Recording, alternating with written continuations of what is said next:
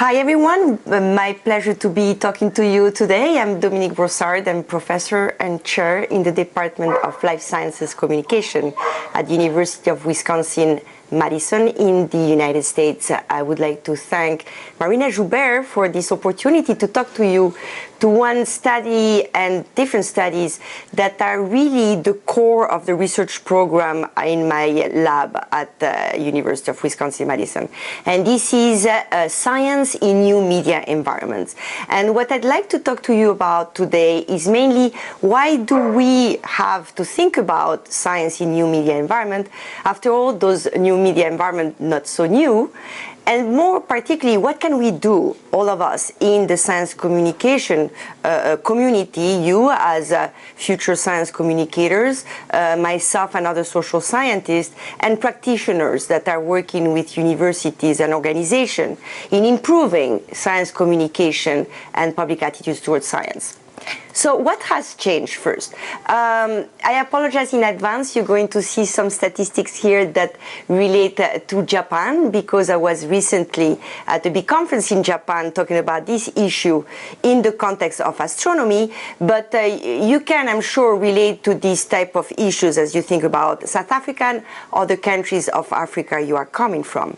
So the global trend we're seeing right now as far as finding out about new topics, and mainly science topics, is that younger groups tend to rely more and more on social media platforms to find out about new topics of interest, and science and technology being one of them. You'll see from the graph behind me that if you look at 18 to 24 years old globally, and these statistics I'm showing you here were collected last year by Reuters International, including 35 countries around the world, looking at their access to news. You can see that 18 to 25 years old, and to a larger extent to 25 to 34, are relying less and less on television and mainstream news media platform to find out about news, and more on online platforms and mainly social media platforms. So basically, younger audiences are relying less and less on mainstream media to find out about new topics of interest, science and technology included, and a lot of them actually access those new environments through their phone and through platforms that we were not thinking about where we were thinking about science communication, let's say even 10 years ago. Overall, 65% of people now get to news content indirectly through sources such as social media. So they will because other people post it. They will because, you know, somebody share it, but not because they have themselves decided to go and find out about a science topic.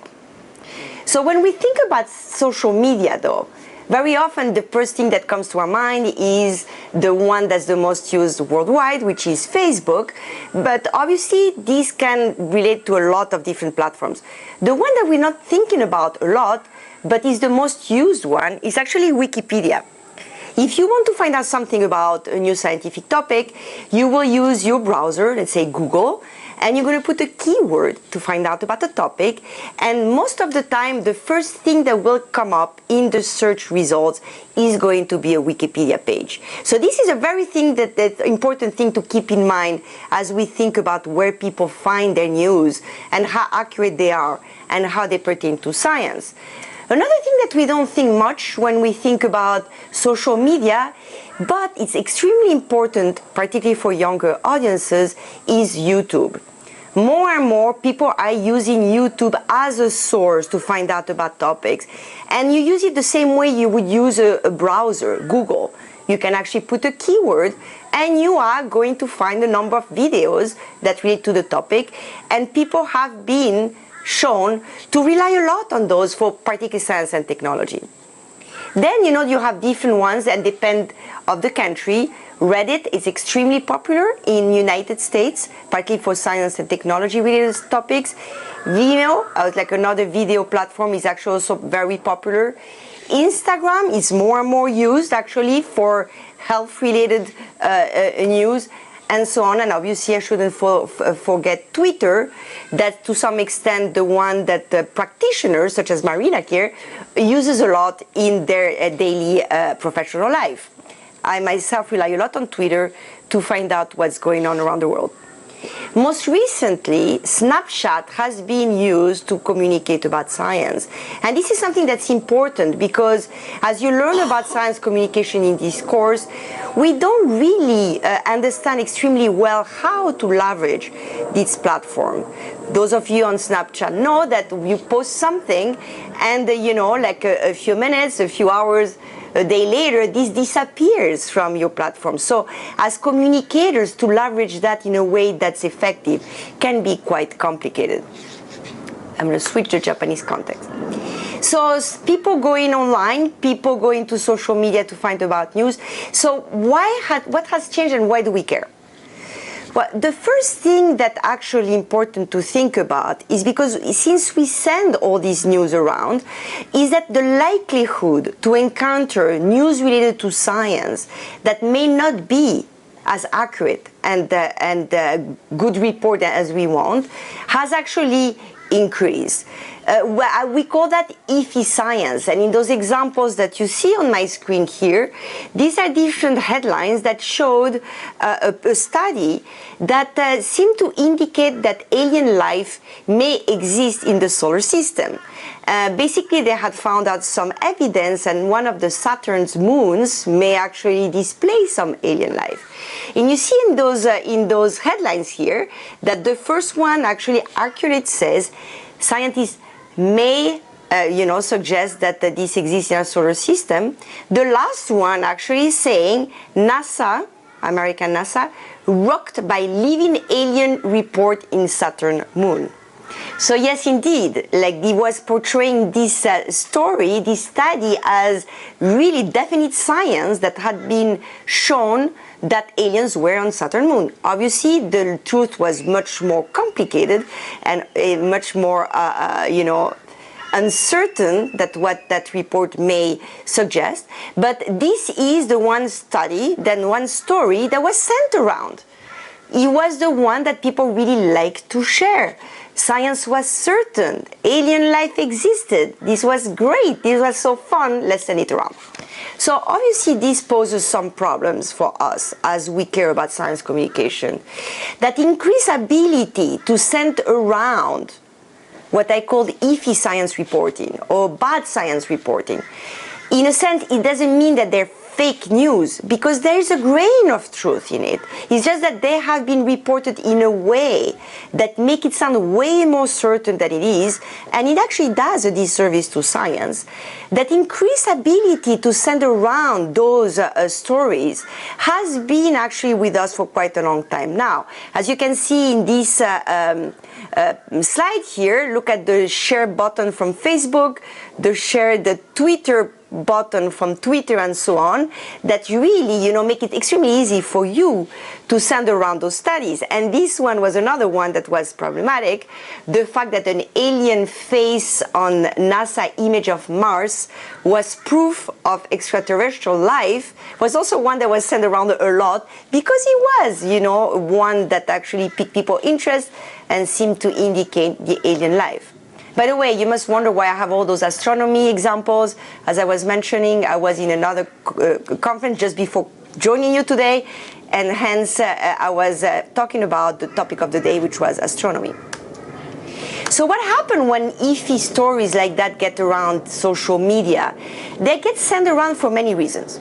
So, we have seen, at least in the United States, a lot of concern about those fake news that are sent around, and people are wondering why people do this. We all do this. And as you listen to me, think about it. When was the last time you shared something on Facebook or on Twitter or even face-to-face to someone, having said, have you heard this? So we share this because it's the normal human psychology at play that means that we like to share things with people, and we share it for different reasons. The first one, and that's a lot of the things that we study in my lab, we share things because they match our worldview. They match our belief system. We like to see things that confirm what we think. That's just human psychology. We are social animals. Or we like to get very angry to things that do not confirm our belief. So we send things because of either confirmation bias, they match our worldview, or disconfirmation bias, and so on. Another term that you might have heard later in this class, we call it motivated reasoning, is that we're going to use our belief system to actually, motivate ourselves to reason along what we see. And this means that we will tend to share things that match our belief system. Another reason why we send the stories about science around is actually because they give us hope. Let's say, for example, you have somebody in your family that has a very bad disease. Let's say that your grandmother has Alzheimer's. And let's say that you see a study that seems to indicate, that was in the news recently, that what the gut bacteria does is actually regulate our brain activity. And one study was mentioning that if you eat a lot of yogurt, it may help actually brain disease. And this study was sent a lot around, saying, oh, here you go, we have found a way to cure, dementia, Alzheimer's, and so on. Well, obviously, you must have heard that the microbiome-related research is extremely promising right now. It's going to be the revolution of the next 2 decades, I would say, biological revolution of understanding how the bacteria that are in our gut can actually help us stay healthy. However, there's no really clear study that says how we can use that and leverage it for, curing brain-related diseases. But that study gave hope to a lot of people because it's a terrible disease. Everything that's related to the brain, we don't know much about it, and it's been sent around a lot. To the point that I was asked by the Alzheimer's Association to come and tell people not to send things around because it was very dangerous. Because at the end of the day, this was not a real study with definitive results. So we send these stories about science around because they confirm our worldviews, because they give us hope, or because they're amusing. And this was the idea of that alien study I was showing you about with the face of an alien in the NASA story because people thought it was amusing. But they end up convincing people about things that actually are not accurate, and certainly are not representing science. So, in a nutshell, the problem with those new environment is not the new environment themselves, is not social media that the issue, is a human psychology that's at play. The second thing that has changed, apart from the ability to send things around, is that the media are actually encountering a lot of problems. A lot of newspapers in print and so on are disappearing. So media organizations have to find a way to make money in different ways, as they didn't used to do it before. And we call that narrowcasting. That idea that the media will actually use algorithms and new technology to make sure that you will encounter the news that actually match your beliefs. So not only you do it normally, but also media will actually make sure that when you search something, you will encounter what matches your belief. We call that narrowcasting, and the commercial models for that is actually very important because that will mean that you are likely to look at advertising that will actually also match your beliefs. So it's a win-win situation, if you wish. Like the reader reads something that they're likely to like, the advertiser sees somebody looking at an ad that they're likely to like, and the media have a reader that are likely to click on the headlines, and therefore the media will make the money from the advertising. So we call that algorithm as editors, A/B testing, and so on. That idea that the media will actually try to test the headlines that are more likely for readers to click on. So the idea that, that you always see the same headline is actually not true. Most of us, we will actually see a headline that has been targeted to match our belief system. The way in our news feed on Facebook, we will encounter some news item that placed after a story or not, the way we are going to find things related to what we search online and so on, that's not just based on our personal preferences and prior uses. This is something that has been actually technology that has been around for quite a while that make it complicated for us as science communicators. If we want to increase the likelihood for people to actually encounter real science and real, stories written by good reporters, good communicators. And the term that's been used to actually describe all this is that idea of filter bubble.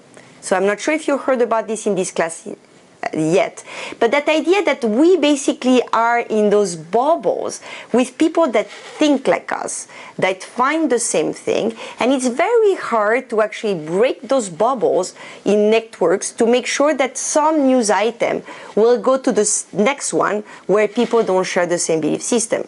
So this is like where people like me and my group, we come to play, because this is the type of research we're doing.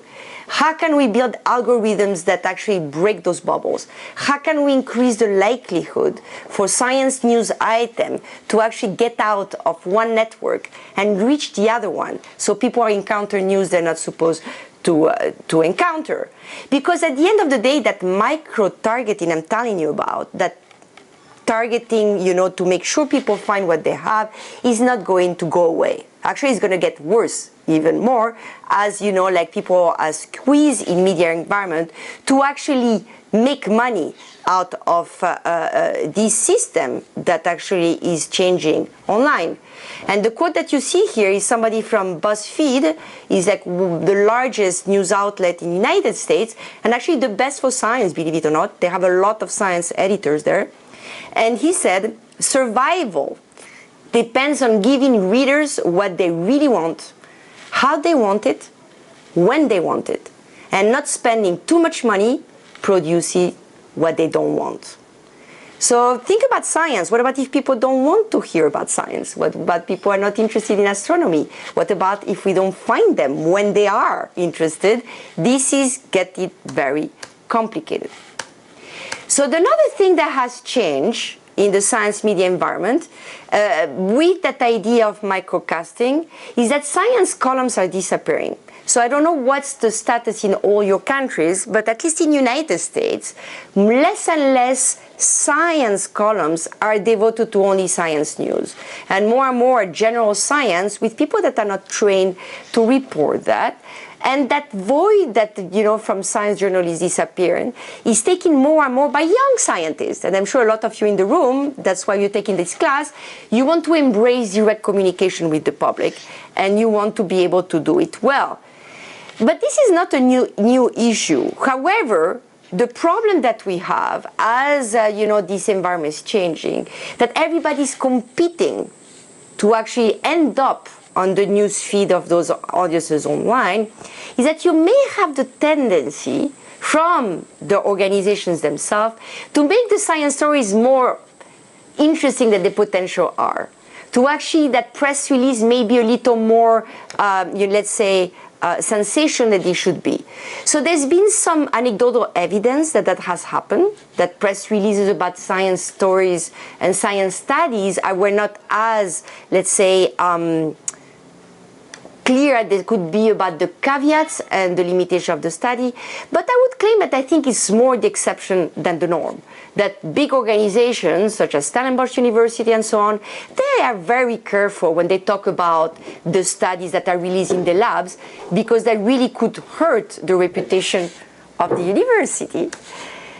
So I'm going to conclude here by telling you what we can do, at least give you some food for thought here as we think about science, new environments, fake news, and so on. Is it the role of us as readers to actually spot those iffy science stories? So there's different ways to do that, and here you have a poster that's put together by the libraries in United States, the public libraries, where they tell you you have to consider the source, you have to read beyond the headlines, you have to check the authors, you have to look at the supporting sources, you have to check the dates of the report, you have to consider if it's a joke, You have to check your biases, by you actually reacting because you have some biases. You can ask the experts and so on. Well, but think about it. How many of us are doing all these things when we encounter news online? Certainly not me. I claim guilty here.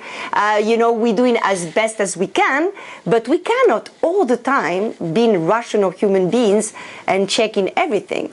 So certainly the audience has some responsibility, but they're not the one who are going to solve all the problems.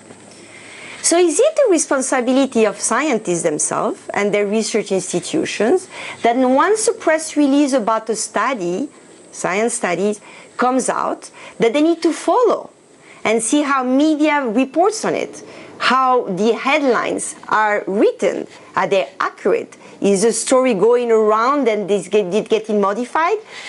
People have claimed that this is the responsibility of organizations. Myself, I actually have a news alert, and whenever somebody quotes me anywhere, I actually check what they say. And if I think it's inaccurate, I actually write to the newspaper. But again, my job is science communication, but can everyone do the same thing? It's a question worth thinking about, and certainly means that everyone needs to be trained to actually think in terms of, look at this headline, how would people react to that? Would they actually infer more than what we're trying to think about? Is something that we need to actually talk to the press release officers and so on. So yes, training scientists in the science of science communication certainly is something that we need to think about too. And this is why I'm happy you're taking this class today. Or is it the responsibility of the journalists? Like that page I'm showing you here, this is something that's been put together by the European community. It's a plugin to debunk fake news and to verify videos and images. You can just plug an image, for example, that NASA image of alien, and it would show you that this has been manipulated, that is not a real image. So there's more and more tools also for science journalists to actually be able to debunk studies, but obviously this is not always easy to do. Or is it the responsibility of people such as myself, social scientists, that need to find theory-based solutions? I was telling you that you have centered media filters that are going to make more likely for you to find some news. And I was telling you about these audience filters, the one we have in our mind that actually makes us filter things. Can we actually come up with theory-based solutions online, as we're trying to do in my lab, to actually try to diminish the likelihood for us to be in that spiral of searching and filtering that put us in those filter bubbles? Certainly, all the organizations need to realize that Instagram, Snapchat, Facebook, Twitter, they all have different ways to actually make us react to this different news, and they need to leverage all those platforms based on sound social science and based on the research that tells them how people will react, why they would react, what would they share, and leverage these to inform evidence-based solutions to those problems in social media environment. So in conclusion, I would urge all of you to actually pay attention to the readings you have for this class and think about how you in your daily life also are encountering science in those social media environments. Because altogether, we do have a responsibility to make this the right way to communicate about science. Thank you very much, and looking forward to having you completed that class.